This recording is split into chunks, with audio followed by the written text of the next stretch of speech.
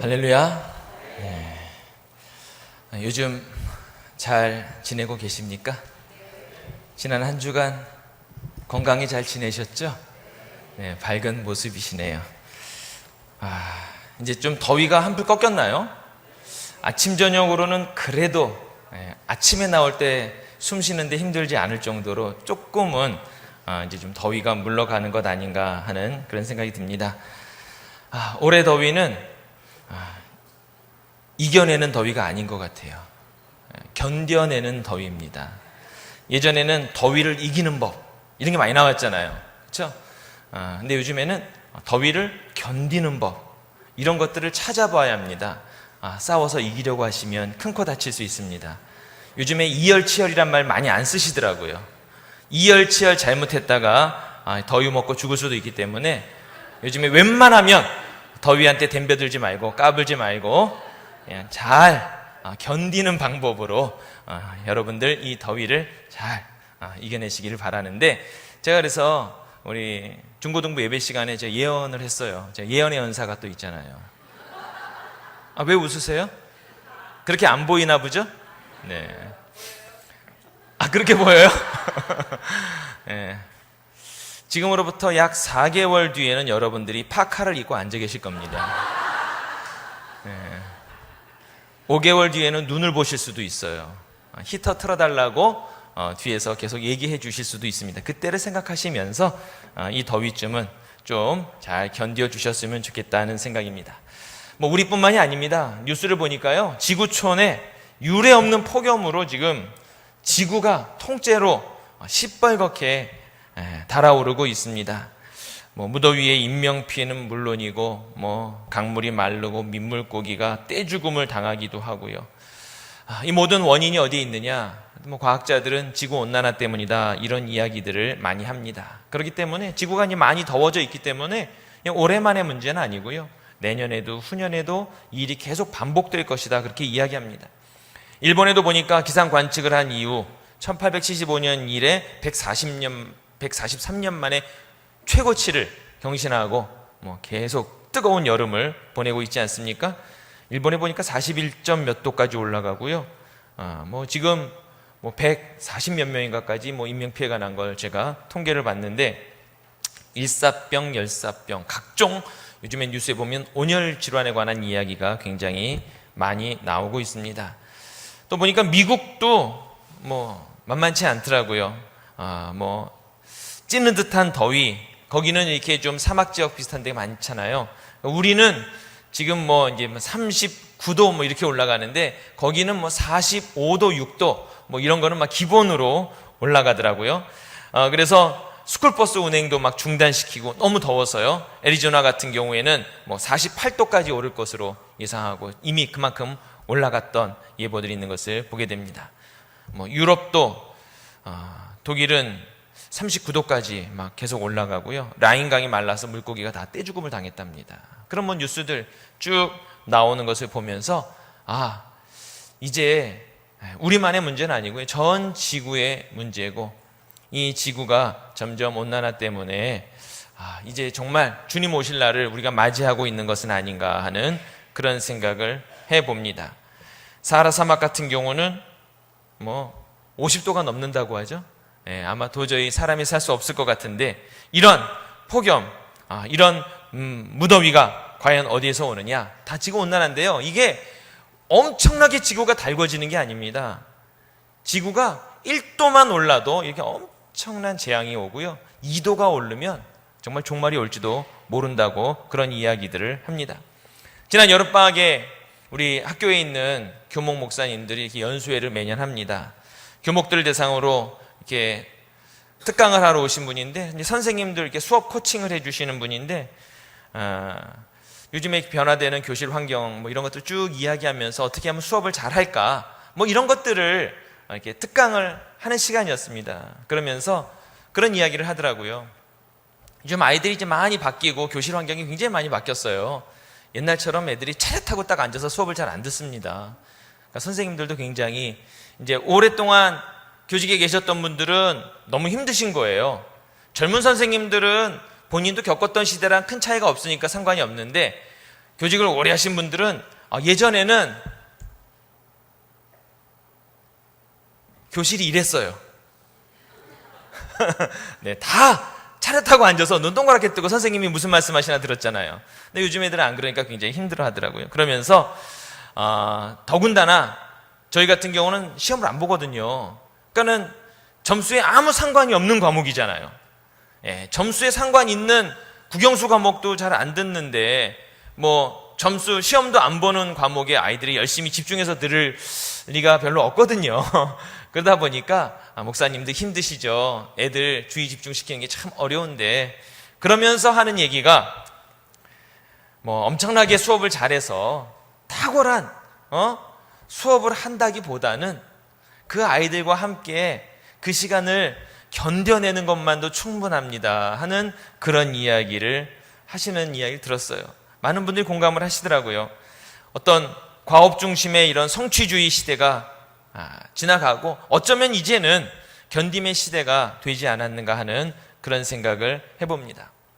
오늘 본문에 있는 말씀을 보면요, 예수님께서 십자가 순환을 당하시기 3일 전 감람산에서 제자들에게 세상 끝날에는 어떤 일들이 일어날 것인가에 대한 그런 징조들을 미리 말씀해 주시는 내용이 오늘 본문에 있는 내용입니다. 예수님이 제자들과 감람산에 오르셨습니다. 그리고 아마도 예루살렘이 보이는 곳에 앉아서 함께 제자들과 이야기를 나누셨을 겁니다. 그때 제자들이 예수님께 조용히 묻습니다. 성경에 보면 이때 제자들은 아마도 베드로, 야고보, 안드레, 요한 이렇게 4명이었을 것이다 이렇게 추측을 하는데 이렇게 이야기하죠. 예수께서 성전에서 나와 가실 때에 제자들이 그 성전 건물들을 가리켜 보이려고 나아가니 대답하여 이르시되 너희가 이 모든 것을 보지 못하느냐? 내가 진실로 너희에게 이르노니 돌 하나도 남기지 않고 돌 하나도 돌 위에 남지 않고 다 무너뜨려지리라. 제자들이 마지막 때는 어떤 일이 있겠습니까? 라는 질문을 할 때 내가 진실로 너희에게 이르노니 돌 하나도 돌 위에 남지 않고 다 무너뜨려지리라. 예루살렘 성전을 보시면서 하신 말씀입니다. 이 말씀을 들은 제자들은 아마도 예수님의 예언이 굉장히 충격적으로 다가왔을 것이라고 생각을 합니다. 사실 유대인들에게 있어서는 예루살렘 성전은 신앙의 기초고 그들의 삶의 중심 아니겠습니까? 어쩌면 유대인의 뿌리라고 해도 과언이 아닐 그 예루살렘 성전, 이 예루살렘 성전이 돌 하나 남지 않고 다 무너질 것이다. 그 말은 유대인들의 뿌리가 뿌리째 뽑혀지는 것이고 그들의 근거가 사라지는 것이다 라는 말로 들렸을지 모릅니다. 그렇기 때문에 제자들은 이 예수님의 말씀을 들으면서 허걱 엄청 충격에 빠졌을 것이고요. 그리고 이 말씀은 다른 데로 새나가면 안 되겠다 이렇게 생각했을지 모르겠어요.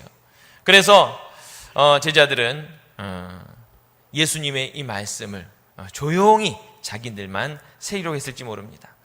한번 여러분 상상해 보세요. 어느 날 목사님이 뜬금없이 국회의사당이 내일 무너질 것 같다. 하나도 남김없이. 그리고 이번 정권 싹 끝난다. 막 이런 말씀을 하신다면 우리 목사님 이상해지셨나? 막 이런 생각을 할지 모릅니다. 그렇죠? 예. 그리고 우리나라에서 제일 큰 교회가 어디예요? 예. 네? 순복음교회입니까? 함부로 얘기하면 안 되기 때문에 어쨌든 그 교회 다 무너지고 이제 우리나라 교단 싹 사라질 것이다. 어느 날 그렇게 이야기하면 우리 목사님 아무래도 이상해지셨다. 이거 인터넷 올리지 마시고 설교 아마 그렇게 될지 모릅니다. 그러면서 이게 잘못하면 이게 국가보안법에 잡혀가면 안 되는데 지금은 없어졌지만 이런 법이. 자, 어쨌든 그런 마음으로 걱정했을지 모르는데 아마도 제자들도 같은 심정이었을 것이라고 생각을 합니다. 그래서 예수께 조용히 와서 묻습니다. 왜? 다른 사람한테 이 이야기가 새나가면 안 된다고 생각했기 때문에. 예수께서 감람산 위에 앉으셨을 때 제자들이 조용히 와서 이르되 우리에게 이르소서 어느 때 이런 일이 일어나겠사오며 또 주의 임하심과 세상 끝에는 무슨 징조가 있으랴고. 예수님 말씀하신 그 놀라운 엄청난 사건이 그럼 언제 일어납니까? 그럼 그때는 무슨 징조가 있습니까? 미리 대처를 해야 되잖아요. 사실 예수님은 이와 같은 이야기를 여러 차례 하셨음에도 불구하고 제자들은 늘 일관되게 반응을 합니다. 마지막 때에 대한 예언을 예수님이 하실 때마다 제자들이 늘 하는 질문이 있습니다. 뭐냐면 그러면 그게 언제 일어나는 일입니까? 라는 질문이죠. 마지막 때를 준비하는 것, 그게 언제 일어나느냐 알면 좋겠죠. 그러나 마지막 때를 아는 것보다 중요한 것은 그 마지막 때의 의식을 가지고 내가 어떻게 살아가느냐가 더 중요하다고 주님은 생각하시는데, 제자들은 항상 그 때에 대한 궁금증을 가지고 있었습니다. 그래서 누가복음 17장 20절 이하에 보면 바리새인들이 하나님의 나라가 어느 때에 임하나이까 묻거늘, 똑같은 질문이죠. 어느 때에 임하나이까 묻거늘 예수께서 대답하여 이르시되 하나님의 나라는 볼 수 있게 임하는 것이 아니요 또 여기 있다 저기 있다고도 못하리니 하나님의 나라는 너희 안에 있느니라, 이렇게 말씀하셨죠. 그래서 마태복음 25장 13절에는 그런즉 깨어있으라 너희는 그날과 그때를 알지 못하느니라. 그래서 시기에 대한 질문은 예수님께서 이렇게 대답하셨는데, 두 번째 질문의 내용이 있습니다. 그러면 그때에는 무슨 징조가 있겠습니까? 라는 질문입니다. 사실 이 질문에 대한 예수님의 답변을 우리가 조금 깊이 있게 묵상해 볼 필요가 있습니다. 그 마지막 때에 일어날 그때에 무슨 징조가 있겠는가? 첫 번째로는 4절 5절에 예수님께서 이렇게 말씀하셨습니다. 예수께서 대답하여 이르시되 너희가 사람의 미혹을 받지 않도록 주의하라. 많은 사람이 내 이름으로 와서 이르되 나는 그리스도라 하여 많은 사람을 미혹하리라. 마지막 때에 있을 징조 가운데 첫 번째가 내 이름으로 와서 나는 그리스도라 하는 자들이 많아질 것이고 그들에게 미혹당하지 않도록 주의하라 하는 말씀입니다. 여기서 미혹이라는 말은 속이다, 잘못 인도하다 하는 뜻입니다. 종말의 때에 거짓 그리스도, 적 그리스도의 출현을 말씀하시고 있고, 영적인 잘못된 교훈들을 선포하는 많은 사람들을 예고하고 있는 것입니다. 그래서 그들 때문에 잘못된 이단에 빠지기도 하고 배교자가 생겨나게 될 것을 예언해 주신 말씀입니다. 물론 예수님이 부활하신 이후에 지금까지 줄곧 많은 이단 사상들, 자칭 그리스도라는 사람들이 많이 있었습니다. 그리고 지금도 계속 일어나고 있습니다. 근데 아마도 주님 오실 날이 가까워지면 가까워질수록 이런 일들이 점점 더 심각하게 일어나게 될 것이라고 하는 사실입니다. 그렇기 때문에 성도들은 항상 우리의 신앙의 영주를 마치는 그날까지 항상 깨어있고 기도하고 미혹된 길에 빠지지 않도록 바른 믿음의 길에서 우리의 신앙을 견뎌내야 하는 것입니다. 많은 그리스도인들이 거짓 교훈에 빠지는 것은요, 잘 견디지 못하기 때문에 그런 것 같아요. 신앙생활의 어려움 속에서 잘 견디지 못하니까 작은 미혹에도 흔들리기 쉬운 것 같아요. 우리가 믿음의 확고한 심지가 있으면 되는데 그 심지가 깊지 못하니까 잘못된 교훈이 조금만 들어와도 나도 모르게 미혹되어서 흔들리게 되는 것이죠. 사람들은 자꾸 확실한 믿음의 증거, 또 자극적인 어떤 기적적인 현상, 또는 자꾸 과학적인 이론들, 이런 것들을 추구하기 때문에 우리가 잘못된 가르침, 잘못된 이단의 미혹들에 자꾸 현혹되는 것입니다. 얼마 전에 있었던 사건, 제가 뉴스를 보고 뉴스를 좀 스크랩을 해봤습니다. 올해 6월 10일 날 한 노 부부가 스스로 목숨을 끊었는데, 이 목숨을 끊도록 교사한 혐의로 한 사람이 재판에 넘겨졌습니다. 그래서 징역 5년을 구형받았고요. 그 노 부부가 자살하는데 방조한 사람은 징역 1년을 구형을 받았습니다. 그런데 이 5년 구형받은 자살을 교사한 사람이 이제 항소를 한 거죠. 그런 게 뉴스에 떴더라고요. 자세히 보면 그렇습니다. 6월 1일 날 의정부 지법에 따르면 A씨가 자살한 분입니다. A씨 83세인데 2003년 대한예수교 장로회에서 목사 안수를 받은 뒤 부인 B씨와 함께 미국 뉴저지로 건너가서 교회를 세웠습니다. 그러다가 2010년 지인의 소개로 임모 씨를 만나는데, 임모 씨는 64세 여성이랍니다. 임 씨는 하나님의 말씀을 전하는 무명의 선지자라고 자신을 소개하면서 A씨는 미국에 가서 지금 목회를 하고 있는 목사님이에요. A씨를 보자마자 붉은 용, 마귀의 영이 씌었다라고 경고를 합니다. 근데 마침 붉은 용이 나오는 꿈을 최근에 꿨던 그 A씨가 임씨의 말을 믿게 된 거예요. 평범한 주부였던 B씨, 사모님이겠죠. 그리고 딸, 아들, 역시 A씨. 거짓 그리스도를 믿게 되고 그를 따르게 됩니다. A씨는 2012년 교회를 정리한 뒤 임씨와 함께 새 교회를 설립했고 신도들은 제법 늘었다. 그때부터 A씨에 대한 가족에 대한 임씨의 간섭이 시작됐다. 집안 가구 배치, 벽지 색깔, 옷 색깔 등을 정해줬다. 이게 신문에 나온 그대로입니다. 2014년 임씨는 A씨의 가족들과 신도들에게 하나님의 말씀이라며 미국에서 전쟁이 일어나니 한국의 가평 같은 산간 지역으로 피신해야 한다. 이렇게 이야기를 해서 A씨 가족은 부동산 등 재산을 처분한 뒤 임씨와 함께 가평으로 이주했고 전쟁을 대비해 물자를 사야 한다며 A씨의 재산을 마구 사용했다. 전쟁이 일어나지 않자 많은 신도가 떠났는데 그런데도 임씨는 이번 전쟁이 영적인 전쟁이었다. 기도 덕분에 승리했다. 라고 속였고 A씨 가족은 이를 그대로 믿었다. 임씨의 간섭은 더욱 심해졌다. 하나님의 말씀에 부합하는 삶을 살아야 한다며 A씨 가족의 TV 시청과 인터넷 사용, 전화 통화를 금지시키고 외부와 차단하고 밥도 식탁에서 먹지 못하게 했고 심지어 노예인인 A씨 부부에게 아기처럼 순수해져야 한다며 유아용 TV 애니메이션만 시청하게 했대요. 도무지 이제 상식적으로 이해가 안 되기 시작하죠. 붉은 용의 장난으로 A씨가 화장실을 오래 쓴다며 다른 신도들에게 화장실 사용을 감시하게 했다.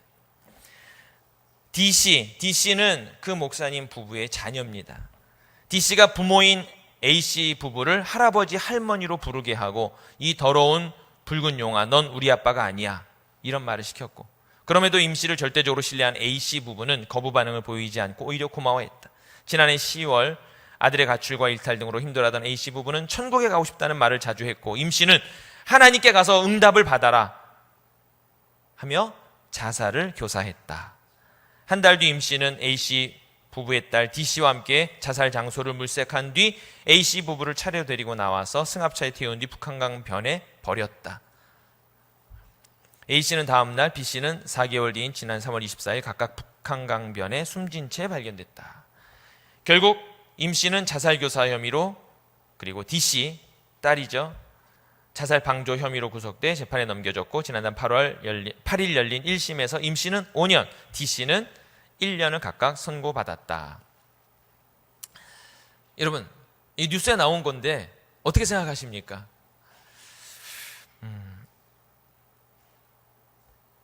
많은 공부와 학식이 있고 그리고 오랜 신앙 연륜이 있는 분의 이야기입니다.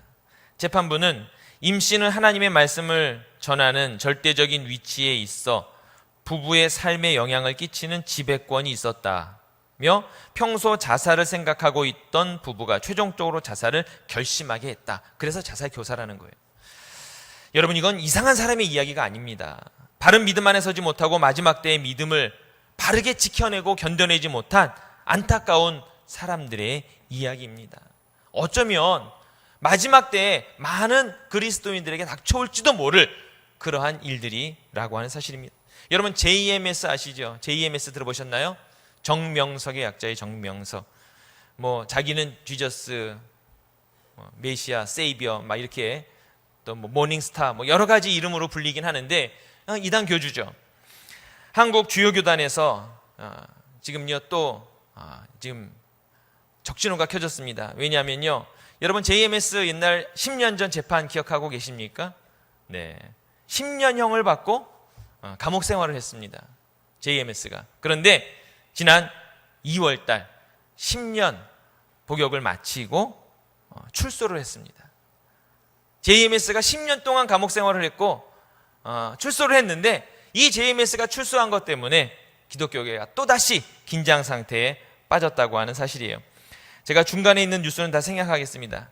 출소 당시에 그것을 취재했던 기자의 말에 의하면요, 측근들이 미리 아침부터요 세단들을 다 대기시켜 놓고요 대전 교도소에서 나올 때 보통은 새벽에 문이 열리면 이렇게 다 걸어 나온답니다.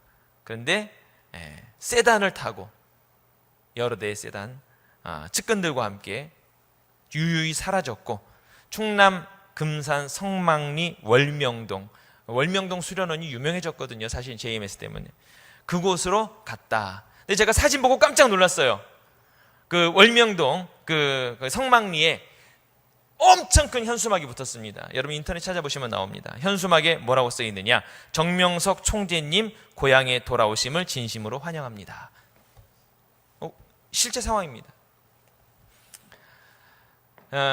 신천지는 너무나 잘 아시죠? 신천지도 얼마 전에 CTS에서 방송한 것 때문에 재판을 했죠. 2015년 3월 달부터 시작해서 쭉 다큐 프로그램이 있었습니다. 뭐냐면요, 우리가 일반적으로 신빠사 이렇게 얘기해요. 뭐냐면 신천지에 빠진 사람들이라는 프로그램이었어요.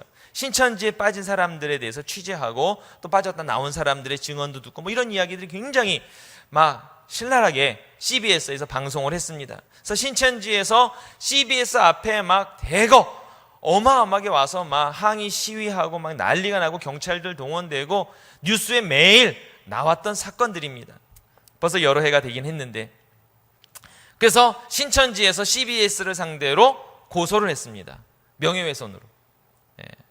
그래서 31억 3천만 원의 손해배상 그리고 정정 반론보도 청구 소송을 제기를 했고, 꽤 오랫동안 이것이 재판에 계속 진행되다가 이제 판결이 났습니다.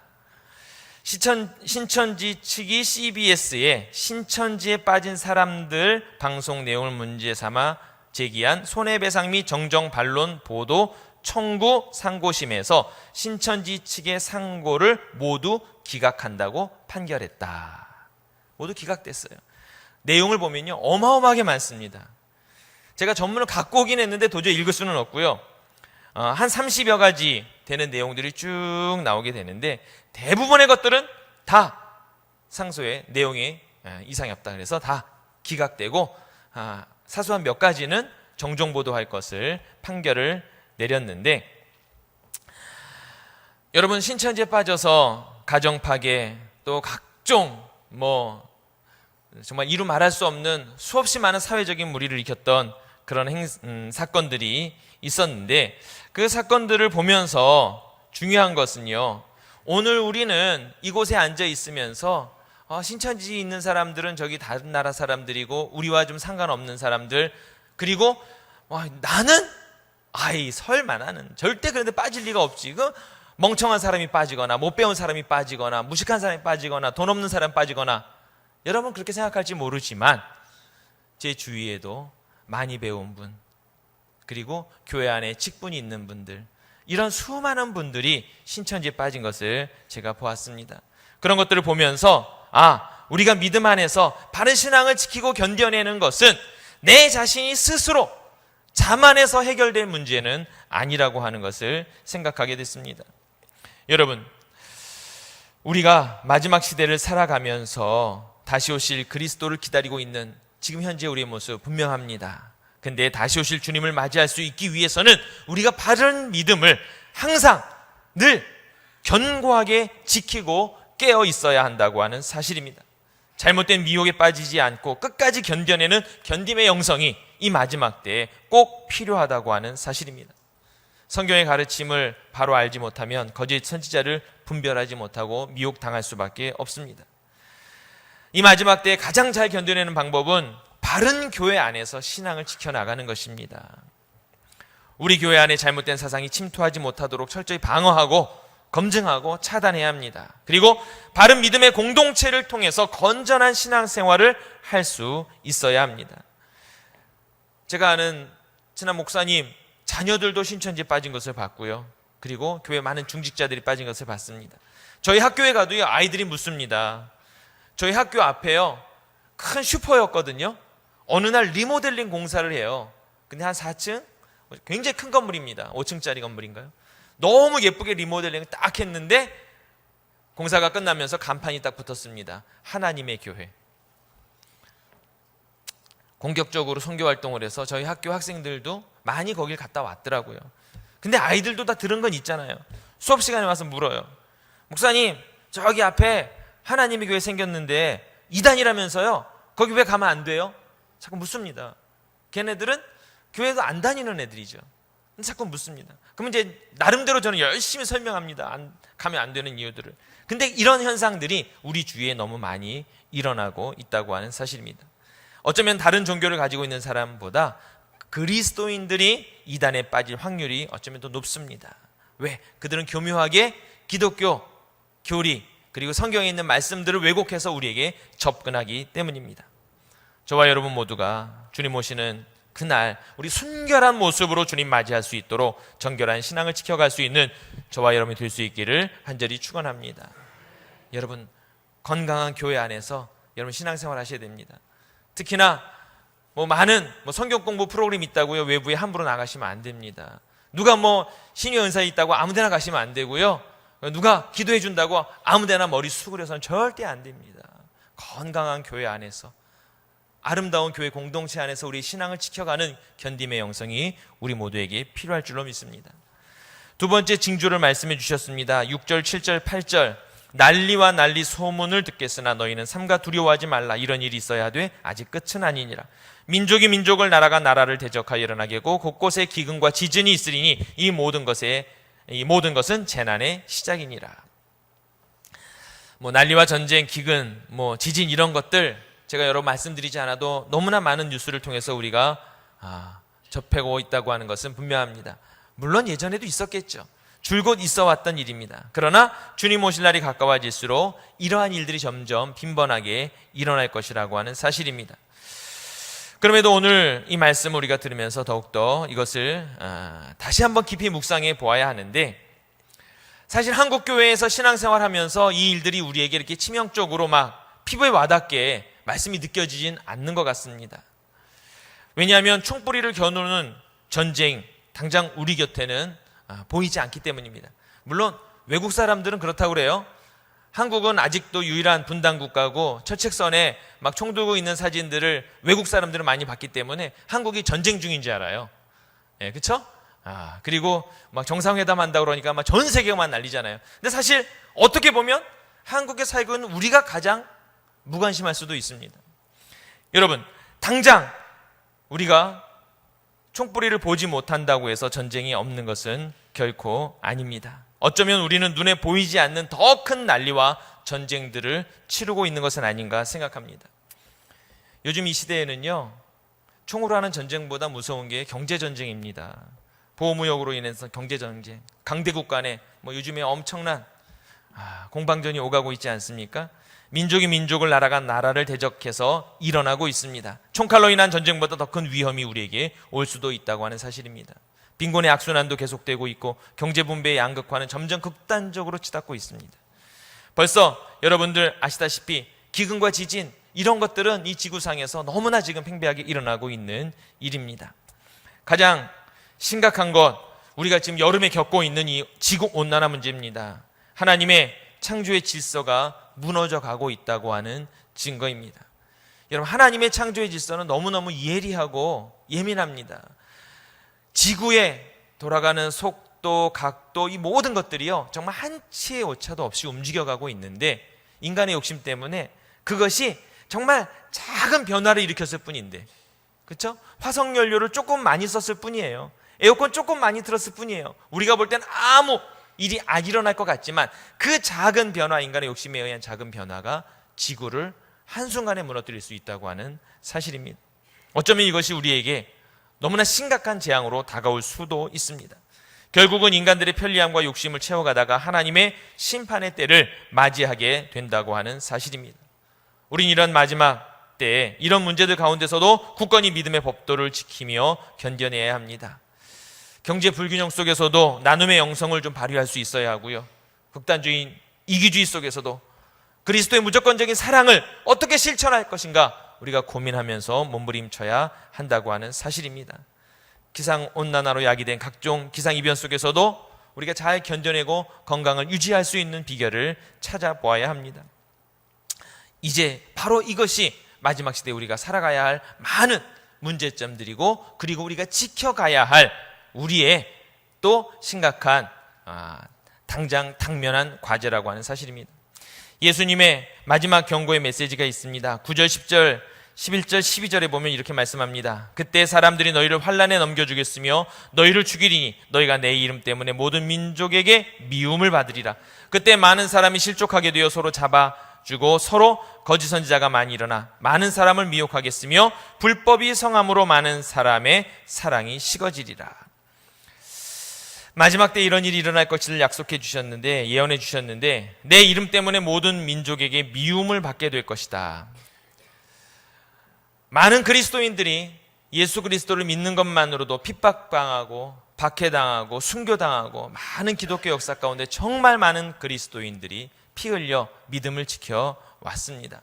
그리고 한국에 처음 선교사가 들어올 때도 많은 선교사들이 피 흘려 이 땅에 복음을 전했고, 지금 이 순간에도 지구 곳곳에서 그런 피 흘리는 선교사님들의 헌신적인 선교 활동을 통해서 지금 복음화되는 놀라운 역사들이 이루어지고 있습니다.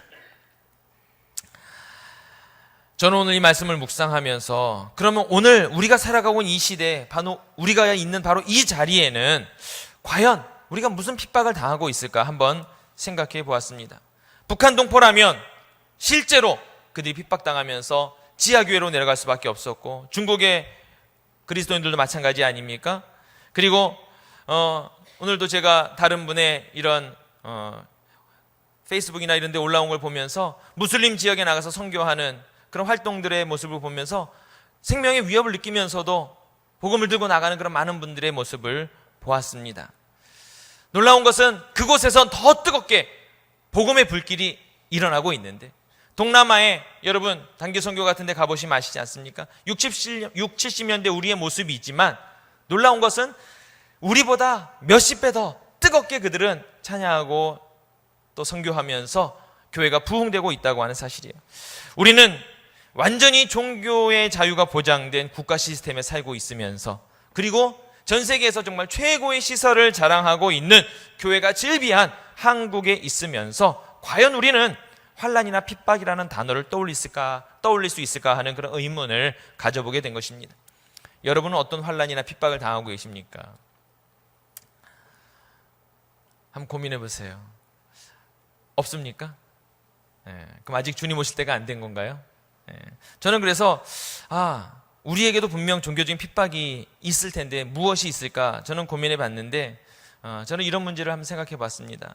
여러분이 그것을 피부로 느끼는지는 모르지만 저는 굉장히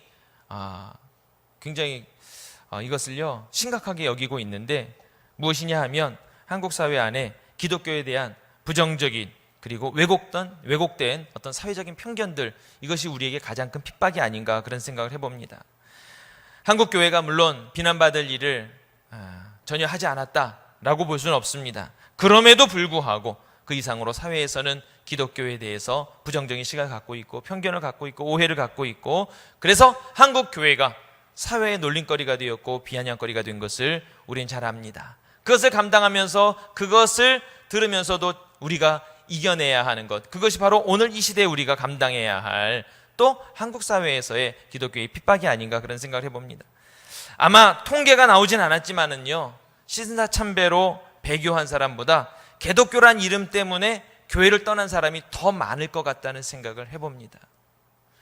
여기에는 그런 분들이 별로 안 계실지 모르지만 요즘 젊은이들이 기독교의 매력을 잃어가고 있습니다. 어느 교회 가나 젊은이들, 청년들, 학생들 교회에서 정말 찾아보기 어렵습니다. 왜 그럴까요? 그것이 이 시대에 우리가 당면한 기독교의 핍박입니다. 여러분, 옛날에는 성경을 옆에 끼고 다니는 사람들 주일날 길거리에서 다 볼 수 있었습니다. 요즘 별로 볼 수 없습니다. 자동차에 옛날에는요 물고기 마크 안 달고 다니는 교인이 없었어요. 그렇죠? 유행인가요? 지금 물고기 마크 잘 다시나요? 별로 못 보시죠? 왜 못 볼까요? 사회적인 유행일 수도 있습니다. 그러나 저는 그렇게 보지 않습니다. 예전에는요 사회 나가서도요 나 장로다 이렇게 얘기하면 사회인들도 아유 그러십니까 존경하고 인정하고 다 했습니다. 존중해주고. 근데 요즘에는 사회 나가서 그런 말 하기 정말 쉽지 않습니다. 왜? 세상 사람들이 잘 인정해주지 않기 때문이에요. 한국 사회에서 기독교에 대한 최대 핍박, 바로 이것이 아닌가 저는 생각을 해요. 우리는 복음을 부끄러워하는 배교자가 되어서는 안 됩니다. 세상이 우리를 기독교로 볼 수 있습니다. 그러나 그렇다고 해서 교회 안에 있는 우리가 그리스도인임을 부끄러워하는 것은 결단코 있을 수 없는 일이기 때문입니다. 우리가 살아가는 이 시대 그리스도인이라는 것 자체가 결코 그 믿음을 지켜가는 것이 쉬운 일이 아닙니다. 그럼에도 불구하고, 아니 그럴수록 그리스도인은 십자가의 복음을 결코 부끄러워하지 아니하고 그 부끄러움을 일으키는 모든 환경을 우리를 향한 핍박과 박해인 것으로 여기고 그것을 능히 이겨낼 수 있는 더욱더 강력한 믿음의 자세를 견지해야 한다고 하는 사실입니다. 과학의 원리로 무장한 현대 문명이 박해의 칼날일 수 있습니다. 요즘 젊은이들 다 그렇게 공격합니다. 과학적으로 이해되지 않는 부분들, 학생들 성경에서 발견하면 성경의 진리라고 고백하지 않습니다. 그것이 세상이 우리를 향해서 들이대는 총과 칼입니다. 문화의 옷을 잘 차려입은 현대사회가 핍박의 무기일 수 있습니다. 문화적인 컨텐츠로 교회를 여러 가지 모양으로 왜곡시키고 또 우리를 혼란에 빠뜨리게 됩니다. 그러기에 우리는 복음의 능력으로 이 시대의 핍박 그리고 이 박해들을 이겨낼 수 있는 순수한 믿음의 자세를 견지할 수 있어야 합니다. 십자가의 도가 멸망하는 자들에게 미련한 것이요 구원을 받는 우리에게는 하나님의 능력이라 말씀했습니다. 세상 사람들이 아무리 미련한 자들이 십자가의 도가 어떠니 운운할지라도 우리는 그것을 하나님의 능력으로 부여잡고 그 능력을 가지고 나아가서 이 모든 세상의 학문으로 우리를 공격하는 공격 앞에 우리는 능히 능력으로 맞서 싸워 이겨야 한다고 하는 사실입니다. 이 마지막 시대에는 사랑이 식어져 갈 것이라고 주님께서 말씀하셨습니다. 라오디게아 교회의 책망을 오늘 우리가 똑같이 또 받아서는 안 됩니다. 첫사랑을 잃어버린 혹시 중년에 권태기를 맡고 계신 분 계십니까? 혹시 갱년기, 저희 아내가 요즘에 갱년기인지 자꾸 갱년기 얘기를 많이 하더라고요. 신체 변화도 오고 심리적인 변화도 오고 그런 모양이에요. 여러분, 부부가 같이 살다가 보면 권태기 올 수 있죠? 여러분 안 오시나요? 권태기 옵니까 안 옵니까? 네? 와요? 이미 왔었죠?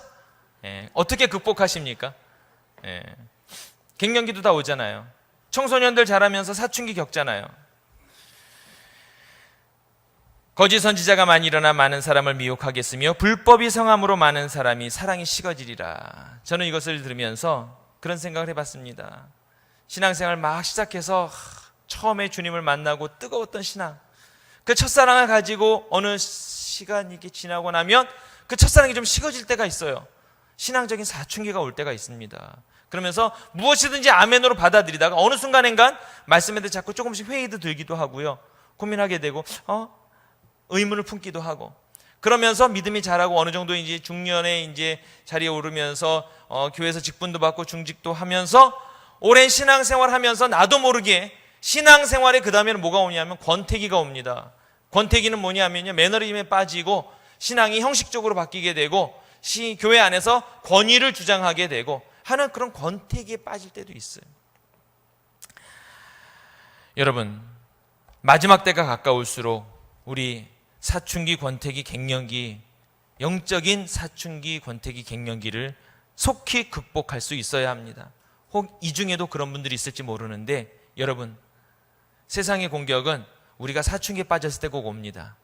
여러분의 신앙의 권태기에 빠졌을 때 여러분 공격을 당합니다. 우리가 마지막 때가 가까울수록 식어져가는 신앙적 열정을 다시 회복하고 뜨거운 신앙으로 주님께 나와야 합니다. 예배 자리에 빠짐없이 출석하며 주님 앞에 늘 예배자로 서야 합니다. 복음을 세상 앞에 자랑하며 부끄러움 없이 성경책을 끼고 물고기를 달고 그리스도인임을 당당하게 세상 앞에 선포할 수 있어야 합니다. 그리고 다시 오실 주님을 기쁨으로 맞이할 수 있도록 끝까지 믿음의 경주를 하며 어떤 시험과 핍박에도 견디고 지켜낼 수 있는 믿음의 든든한 심지가 우리에게 필요하다고 하는 사실입니다. 이 무더위도 견뎌내고 있죠. 앞으로 다가올 영적인 무더위가 우리에게 올지 모릅니다. 그 무더위 가운데 여러분, 믿음 안에서 잘 견뎌내고 지켜내고 승리할 수 있는 믿음의 용사들 될 수 있기를 간절히 축원합니다. 야고보서 1장 12절의 말씀을 읽고 마치겠습니다. 시험을 참는 자는 복이 있나니 이는 시련을 견디어낸 자가 주께서 자기를 사랑하는 자들에게 약속하신 생명의 면류관을 얻을 것이기 때문이라. 끝까지 견뎌내는 여러분이 되기를 바랍니다. 기도하겠습니다. 하나님 감사합니다.